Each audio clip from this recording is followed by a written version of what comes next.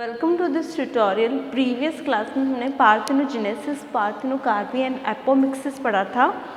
तो इस तरह की उस पेपर में थर्ड और फोर्थ यूनिट कंप्लीट हो चुकी है। अब मैं पेपर फर्स्ट ले रही हूँ, प्लांट मॉर्फोलॉजी एंड एनाटॉमी।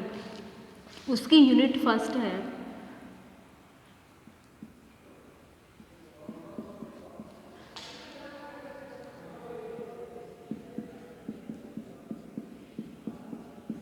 तो पेपर फर्स्ट की यूनिट फर्स्ट है, जिसमें से टॉपिक है the basic body plans of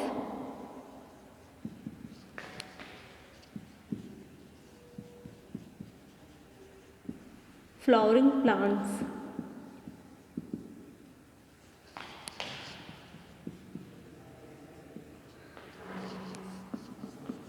means ये जो यूनिट फर्स्ट है हम उनमें इसमें पढ़ेंगे। टॉपिक है the basic body plans of flowering plants. Means plants का जो ऑर्गेनाइजेशन होता है या जो प्लांट्स का कंप्लीट सिस्टम होता है, उस कंप्लीट सिस्टम का फॉर्मेशन किस प्रकार के सेल्स या टिश्यूज़ के द्वारा होता है और वो किस तरह से डिफ्रेंशिएट होते हैं और कौन से टिश्यूज़ प्लांट के किस पार्ट का निर्माण करते हैं, इसके बारे में हम कंप्लीट पढ़ेंगे इसके अंदर। तो आपके टॉपिक है इसमें फर्स्ट टिश्यूज़। तो टिश्यूज़ जिसे कहते हैं उत्तक।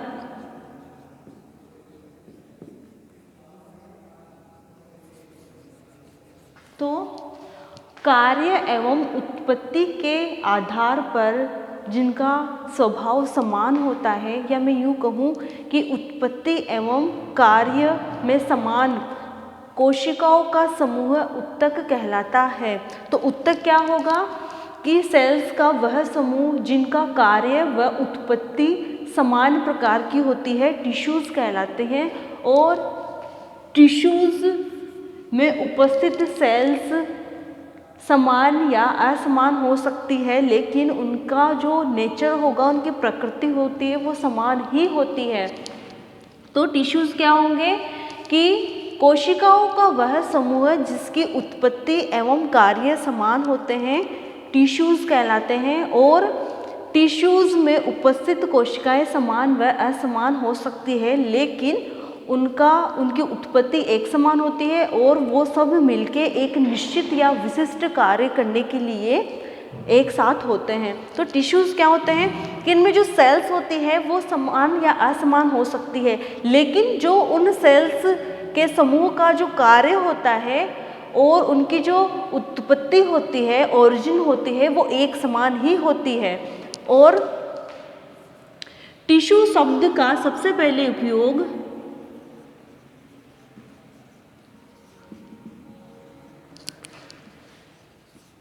ग्रू ने किया था। इस शब्द का उपयोग प्लांट्स में सबसे पहले ग्रू ने किया था। और टिश्यू के अध्ययन को हिस्टोलॉजी कहते हैं। ये आपके शॉर्ट क्वेश्चन में आ जाते हैं कभी कभी कि टिश्यू शब्द किसने दिया, और उसके अलावा टिश्यूज़ का अध्ययन क्या कहलाता है, तो वो कहलाता है हिस्टोलॉजी। तो वे सेल्स का वह समूह, मैं अदर वर्ड्स में कहूँ, सेल्स का वह समूह जिनकी उत्पत्ति तो समान हो सकती है, उनकी संरचना समान असमान हो सकती है, लेकिन वो किसी विशिष्ट कार्य को करने के लिए समूह के रूप में पाए जाते हैं, तो वह टिश्यूज़ कहलाते हैं। टिश्यूज़ के प्रकार, टाइप्स ऑफ टिश्यूज़।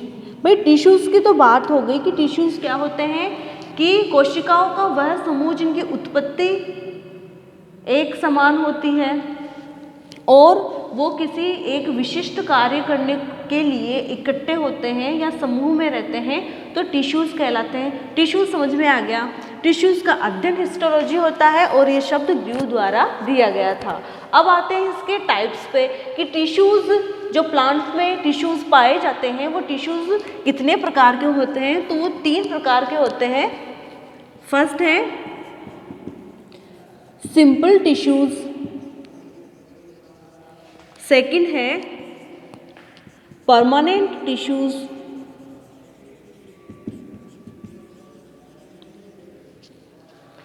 थर्ड है इसे बोलते हैं मेरिस्टेमेटिक टिश्यूज भी कहते हैं।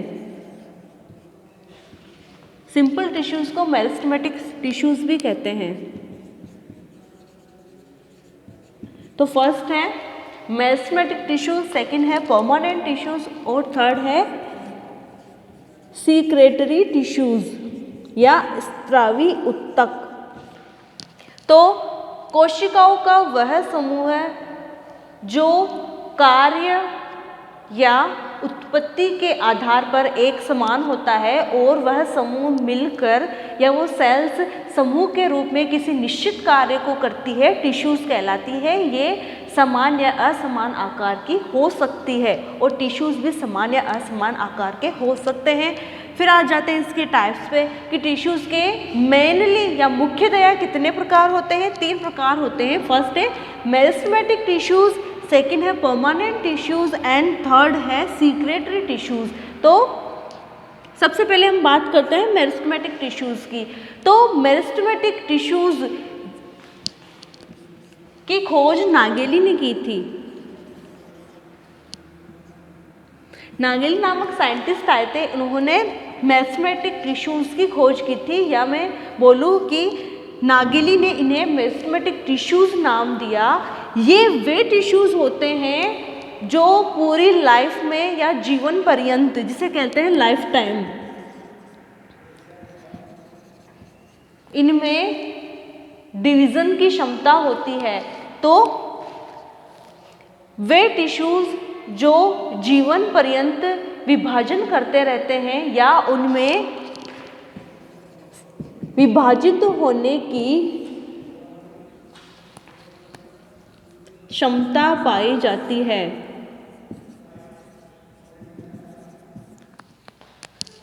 मेरिस्टेमेटिक टिश्यूज कहे जाते हैं। तो मेरिस्टेमेटिक टिश्यूज शब्द नागेली ने दिया। वे टिश्यूज जिनमें विभाजन की क्षमता पाई जाती है, एबिलिटी ऑफ या एबिलिटी टू डिवाइडेशन या डिविजन्स होता है, वो होते हैं मेरिस्टेमेटिक टिश्यूज। तो मेरिस्टेमेटिक टिश्यूज कौन से टिश्यूज हुए? वे टिश्यूज जो लाइफ टाइम डिवाइड होते रहते हैं या वे टिश्यूज जिनमें डिवीज़न की क्षमता पाई जाती है, जिनमें विभाजन की क्षमता पाई जाती है, मेरिस्टेमेटिक टिश्यूज कहलाते हैं। और जो आपके ये मेरिस्टेमेटिक टिश्यूज हैं, ये टिश्यूज में इनकी इतनी क्षमता होती है कि पूरी लाइफ टाइम मीन्स अपने जीवन काल में ये लगातार डिविजन्स करते रहते हैं। तो मेरिस्टेमेटिक टिश्यूज की क्या विशेषता हुई कि इनमें डिवीज़न की क्षमता होती है, उसके अलावा ये अपनी पूरी लाइफ में या पूरे लाइफ टाइम जीवन पर्यंत ये डिविजन्स करने की इसमें क्षमता पाई जाती है। फिर आते हैं आपके मेरिस्टेमेटिक टिश्यूज के गुण क्या क्या है। तो मेरिस्टेमेटिक टिश्यूज के गुण हैं जिन्हें कैरेक्टर्स बोल सकते हैं। तो ये सजीव कोशिकाएं होती है। ध्यान रखना, आपके एग्जाम में पूछ सकते हैं कि सजीव प्लांट्स में पाई जाने वाली सजीव कोशिकाएं कौन कौन सी होती है। तो छोटे क्वेश्चन में भी पूछ सकते हैं और लॉन्ग क्वेश्चन में भी इसको पूछ सकते हैं। तो इसके कैरेक्टर्स क्या होते हैं मेरिस्टेमेटिक टिश्यूज के, कि ये सजीव कोशिकाओं का समूह होता है। इन सेल्स का या इन सेल्स के बाहर सेल वॉल पाई जाती है जो थिन या पतली होती है। तो मेरिस्टेमेटिक टिश्यूज का नेचर कैसे हुआ, फर्स्ट इंपॉर्टेंट पॉइंट ये है कि ये जो मेरिस्टेमेटिक टिश्यूज होते हैं ये सजीव होते हैं और इनके बाहर पतली सेल वॉल पाई जाती है। इनमें रिक्तिकाएं या वैक्यूल्स अनुपस्थित होते हैं। इनमें इंटरसेल्यूलर स्पेस या अंतराकोशिकीय अवकाश भी अनुपस्थित होते हैं। तो क्या क्या इनमें एब्सेंट हुए कि फर्स्ट थिंग तो ये कि ये सजीव सेल्स का समूह होता है। सेकंड थिंग ये इसके सेल्स के बाहर पतली कोशिका भित्ति होती है। थर्ड पॉइंट, इनमें इंटरसेल्युलर स्पेस या अंतराकोशिकीय अवकाश अनुपस्थित होते हैं। इनमें रिक्तिकाएं अनुपस्थित होती हैं। उसके अलावा इनका साइटोप्लाज्म सघन या डेंस होता है। थर्ड थिंग, ये इनका न्यूक्लियस स्पष्ट प्रकार का होता है। थर्ड थिंग, ये लगातार डिविजन्स करती रहती है। एंड फोर्थ पॉइंट ये कि इसमें सेल ऑर्गेनेल्स का अभाव होता है। तो सेल ऑर्गेनेल्स या कोशिकांग कौन कौन से हो गए? वो कोशिकांग है जैसे कि माइटोकॉन्ड्रिया, लाइसोसोम जिन्हें डिक्टियोसोम, और उसके अलावा एंडोप्लाज्मिक रेटिकुलम आदि इसमें अभाव होता है आदि का इसमें। तो कंप्लीट अगर मैं बात करूं तो सेल मेरिस्टेमेटिक जो टिश्यूज होते हैं, इन मेरिस्टेमेटिक टिश्यूज में फर्स्ट थिंग ये सजीव होती है, सेल वॉल थिन होती है, इसमें कोशिकांगों का अभाव होता है, डिविजन्स करती रहती है, न्यूक्लियस एकदम क्लियर होता है, साइटोप्लाज्म डेंस होता है। मैंने बता दिया था कि अगर कोई सेल डिवीजन कर रही होती है तो वो सुपर एक्टिव फॉर्म में होती है, मीन्स उसका जो न्यूक्लियस होता है वो क्लियर होता है और साइटोप्लाज्म डेंस होता है। वैक्यूल्स एब्सेंट होता है और इनमें इंट्रासेलुलर स्पेस भी एब्सेंट होते हैं। तो ये हुई कंप्लीट ओवरऑल इसके फीचर्स की या कैरेक्टर्स की बात कि मेरिस्टेमेटिक टिश्यूज होते क्या हैं। अब हम पढ़ेंगे इसके टाइप।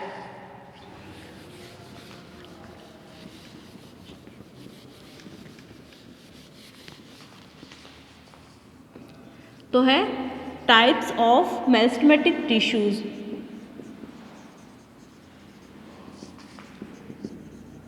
तो इन मेरिस्टेमेटिक टिश्यूज को भी 4 भागों में बांटा गया है। वो कौन कौन से हैं? फर्स्ट है बेस्ड ऑन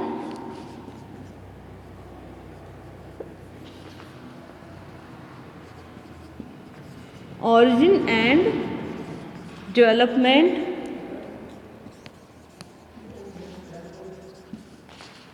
of initials। तो इसे 4 भागों में बांटा गया है। बेस्ड ऑन ओरिजिन मतलब कि टिश्यूज की उत्पत्ति एवं विकास के आधार पर। सेकंड है based on functions, means in tissues के कार्य के आधार पर। थर्ड है based on plan of divisions, means उसमें डिवीजन किस प्रकार से हो रहा है उस आधार पर। और फोर्थ पॉइंट है based on position in plant body, means वो प्लांट बॉडी में कहाँ कहाँ किस प्रकार से पाए जाते हैं उसके आधार पर मेरिस्टेमेटिक टिश्यूज होते हैं। तो मेरिस्टेमेटिक टिश्यूज को 4 प्रकारों में बांटा गया है। वो 4 प्रकार कौन कौन से हो गए? बेस्ड ऑन मीन्स उत्पत्ति एवं विकास के आधार पर। फर्स्ट थिंग तो ये कि उसको उत्पत्ति एवं आधार के बेस पे आगे डिवाइड कर रखा है। फिर है उसमें होने वाले कौन कौन से टिश्यूज क्या क्या कार्य करेंगे उन कार्यों के आधार पे, और उन टिश्यूज में होने वाले डिविजन्स के आधार पर, और उनकी जो प्लांट बॉडी में उपस्थिति या स्थिति होती है उसके आधार पर। ऐसे करके इन्हें कंप्लीट 4 भागों में आगे डिवाइड कर रखा है। तो हम आज फर्स्ट कवर करेंगे based on origin and development, means उत्पत्ति एवं विकास के आधार पर। तो उत्पत्ति एवं विकास के आधार पर इसे 3 भागों में बांटा गया है। प्रोमेरिस्टेम, सेकंड है प्राइमरी मेरिस्टेम, एंड थर्ड है सेकेंडरी मेरिस्टेम। तो हम फर्स्ट बात करते हैं प्रो मेरिस्टेम। इन्हें एम्ब्रियोनिक या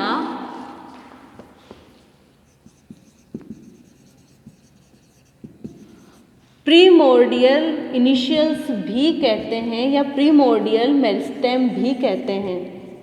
तो ओरिजिन एवं डेवलपमेंट के आधार पर मेरिस्टेमेटिक टिश्यूज़ को 3 भागों में बांटा गया है, pro meristem, primary meristem and secondary meristem. तो जो प्रो मेरिस्टेम है इन्हें एम्ब्रियोनिक या प्रीमोर्डियल मेरिस्टेम भी कहते हैं। ये कहाँ पाए जाते हैं? ये रूट व स्टेम के शीर्ष भाग पे पाए जाने वाले उत्तक होते हैं जो प्राइमरी मेरिस्टेम का निर्माण करते हैं। तो प्रो मेरिस्टेम को एम्ब्रियोनिक या प्रीमोर्डियल मेरिस्टेम भी कहते हैं। ये मेरिस्टेम रूट व स्टेम के शीर्ष भाग में पाए जाते हैं और ये जो मेरिस्टेम होते हैं वो प्राइमरी मेरिस्टेम का निर्माण करने का कार्य करते हैं। फिर सेकंड है इसमें प्राइमरी मेरिस्टेम। तो ये मेरिस्टेम प्रो मेरिस्टेम से विकसित होते हैं। मीन्स इससे पहले वाला कौन सा मेरिस्टेम था? Pro meristem. तो प्राइमरी मेरिस्टेम प्रो मेरिस्टेम से विकसित होते हैं और ये जो प्राइमरी मेरिस्टेम होते हैं वो प्राइमरी परमानेंट टिश्यूज का निर्माण करते हैं। ठीक है, तो प्राइमरी मेरिस्टेम कौन से मेरिस्टेम हुए कि ये प्रो मेरिस्टेम से विकसित होते हैं और ये प्राइमरी परमानेंट टिश्यूज का या प्राइमरी स्थायी उत्तकों का निर्माण करते हैं। अब आ जाता है सेकेंडरी मेरिस्टेम। तो ये जो सेकेंडरी मेरिस्टेम होते हैं ये परमानेंट टिश्यूज से विकसित होते हैं। मीन्स ये स्थायी उत्तकों से विकसित होते हैं। इन स्थायी उत्तकों का निर्माण किससे हुआ था? प्राइमरी मेरिस्टेम से। तो सेकेंडरी मेरिस्टेम परमानेंट टिश्यूज से विकसित होते हैं और ये जो सेकेंडरी मेरिस्टेम होते हैं वो प्रो मेरिस्टेम के नीचे पाए जाते हैं। उसके अलावा ये सेकेंडरी ग्रोथ के समय बनते हैं। और जो फर्स्ट मैंने पढ़ाया था pro meristem, in pro meristem को एम्ब्रियोनिक या प्रीमोर्डियल मेरिस्टेम इसलिए कहा था क्योंकि जहाँ भी टिश्यूज़ का डिविजन्स हो रहा होता है या नए उत्तक बनते हैं या नए प्लांट के ऑर्गन्स का निर्माण शुरू होता है, प्रो मेरिस्टेम वहाँ पर पाए जाते हैं। तो प्रो मेरिस्टेम कौन से हो गए? एम्ब्रियोनिक और प्रीमोर्डियल मेरिस्टेम। और जहाँ प्रो मेरिस्टेम और प्राइमरी मेरिस्टेम कहाँ पाए जाएंगे? जहाँ पे नए टिश्यूज़ का डेवलपमेंट शुरू हो रहा होता है और उसके अलावा नए ऑर्गन्स बन रहे होते हैं, वहाँ पे ये मेरिस्टेम पाए जाते हैं। तो इस तरह इसके 3 टाइप कंप्लीट होते हैं। फिर हम बात करते हैं बेस्ड ऑन फंक्शंस।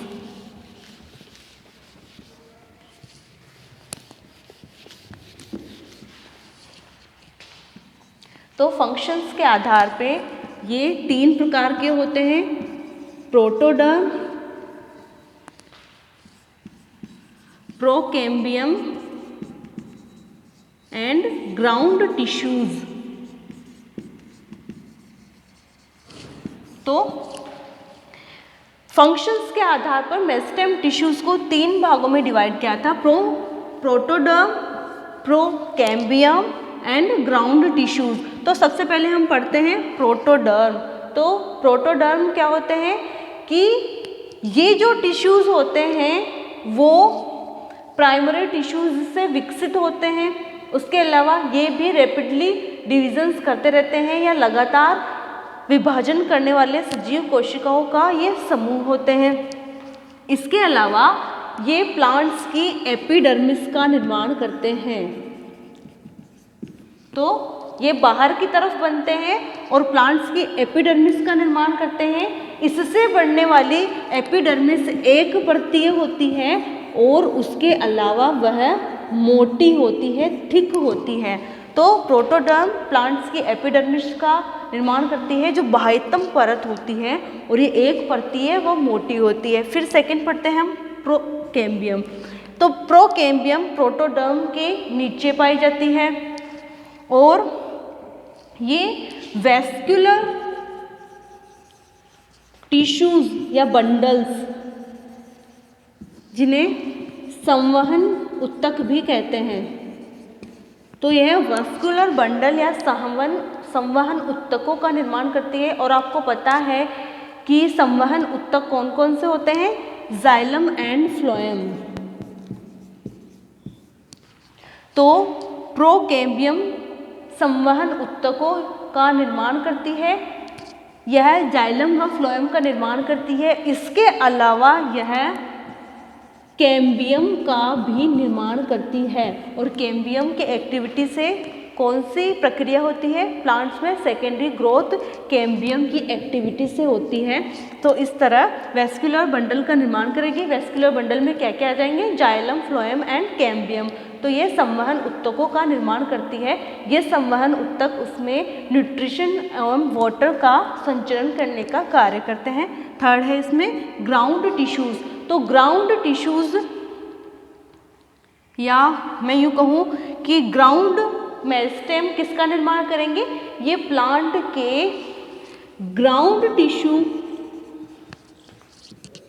सिस्टम का निर्माण करते हैं।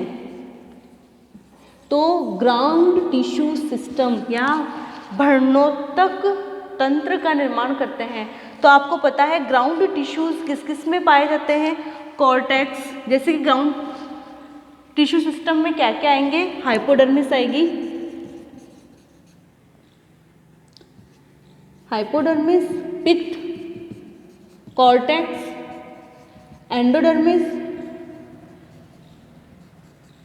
And medullary rays. तो ग्राउंड टिश्यूज प्लांट्स में ग्राउंड टिश्यू सिस्टम का निर्माण करती है। और ये ग्राउंड टिश्यू सिस्टम कौन कौन से आ गए? Hypodermis, pith, cortex and endodermis. फिर आपके आता है third type, based on plan. तो प्लांट्स में विभाजन के तल के आधार पर भी इन्हें 3 भागों में डिवाइड किया गया है। Rib meristem, plate meristem and mass meristem.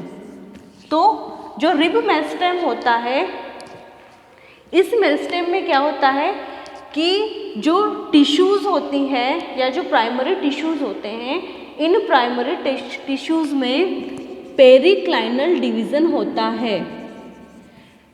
जिससे कि क्या होता है कि जब प्राइमरी टिश्यूज़ में पेरिक्लाइनल डिवीज़न होगा तो पेरिक्लाइनल डिवीज़न से उसमें पंक्तियाँ व कॉलम बन जाते हैं।